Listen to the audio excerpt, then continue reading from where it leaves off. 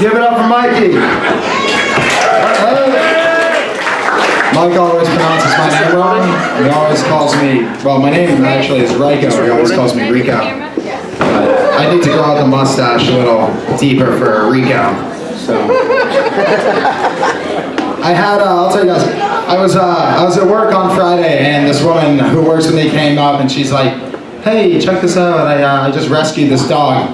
And I was like, "You didn't rescue shit. Let's be real. Okay, you went to a place that sells dogs, and you left with a dog. That's like me going to a farmer's market and then being like, check it out, I rescued this tomato."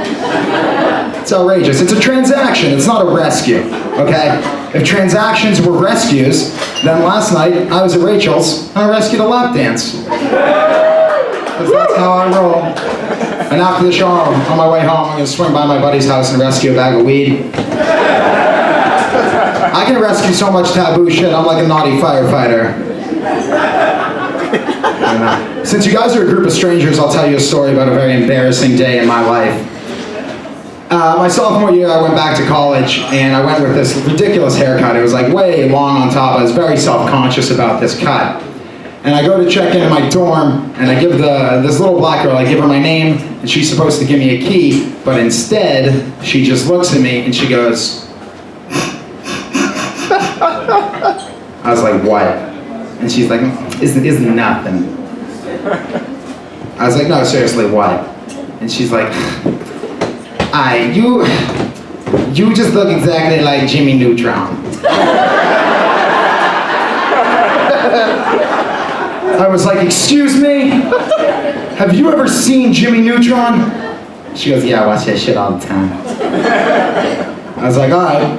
So I go back to my dorm, panic, Google Jimmy Neutron, look at the dude, I look identical to the boy Genius. So I take out my clippers to buzz my head, you know, like a 4, and in my haste and in my panic, I didn't put the thing on the top of it, and I buzzed the 0 right down my head. Yeah, I don't know if you've ever done that, I don't. But it was terrible, and so then I had to shave my entire head, and then I went from Jimmy Neutron to Jimmy Nazi, you know? I don't know, it was terrible. Imagine like this bony face, I have a very bony face, with no hair. I looked like a lizard, okay? If you'd met me at that time, I probably could have saved you 10% or more on your car insurance. I don't know, man, it took me about a month of slithering around campus for my confidence and my soul and my hair to regenerate. It's fucking awful. Literally awful, I was shamed. But, I don't know. I was traveling for work, I travel a lot, and I was in an airport, and I was sitting there with nothing to do, and I was like, oh my god, I have an idea. I'm gonna get rich quick, because I clearly haven't been getting rich slow. So I was like, this is gonna work. And what I decided to do was to put strip clubs in airports. It's ingenious.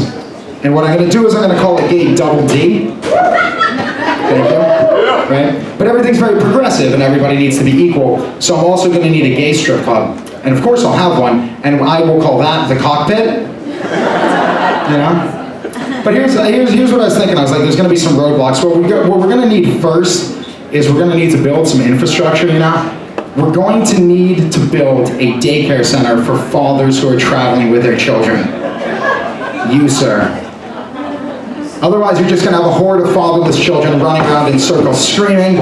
It'll be like Lord of the Flies, you know? Because every single dad would be like, now, Billy, you stay here, Billy. This is our gate.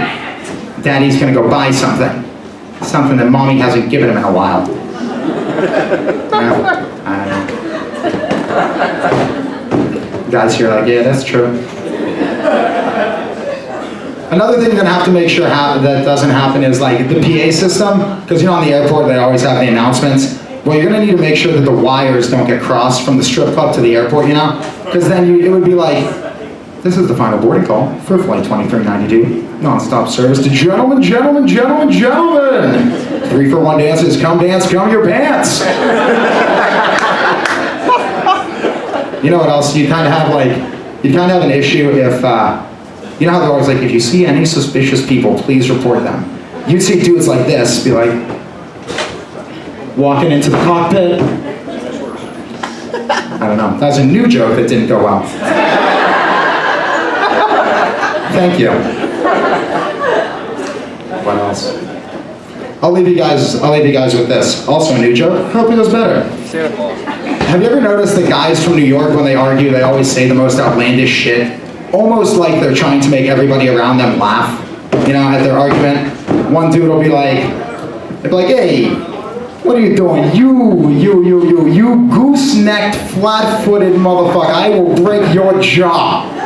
The guy's like, oh yeah, you're gonna talk to me like that? That's how you're gonna talk to me? Huh? I'll tell you what I'm gonna do. I'm gonna take a Caribbean vacation for 2 weeks, all-inclusive with my wife, go down to Cancun, fuck every day, come back here and break your fucking nose. They're like, oh yeah, you think that's clever, don't you? Why don't I go down to the Caribbean with you and I fuck your wife? Oh yeah, you come down there, I'll pour a margarita over your head and stick a pineapple up your fruity ass, you little bastard. Anyways, that went well. All right, thank you guys.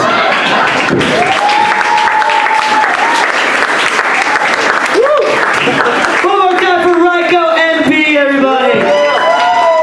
I apologize, Ryco. He looks like a Rico to me, I don't know why. Like, very funny guy.